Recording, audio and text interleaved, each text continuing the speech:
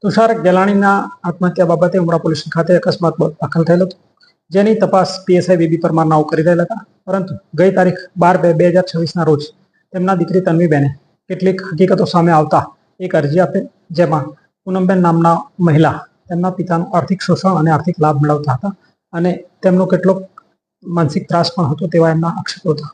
જે અરજી અનુસંધાને ડિટેલમાં તપાસ કરતા પૂનમબેન નાઓએ સ્કૂલમાં ભાગીદારી કરી અને આર્થિક લાભ મેળવેલાનું જણાયેલ છે તથા જોલી આર્કેડમાં દુકાન નંબર L5, L15 અને L16 નાની પોતાના નામે વગર અવેજે દસ્તાવેજ કરાવી લીધો છે.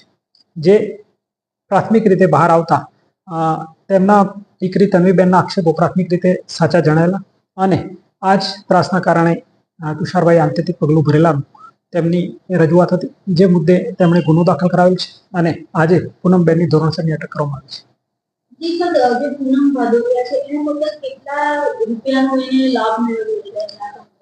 અત્યાર સુધી જે એમના સીએ ના મારફતે જે આપણને રકમ મળી છે તે કુલ્લે 1,37,500 વર્ષ દરમિયાન સ્કૂલમાંથી નફો મેળવ્યો છે અને દુકાનની કિંમત 1 કરોડ 6 લાખ થાય છે. કુલ્લે 2 કરોડ 45 લાખ રૂપિયાનો લાભ પ્રાથમિક રીતે મેળવેલાનો જણાય છે.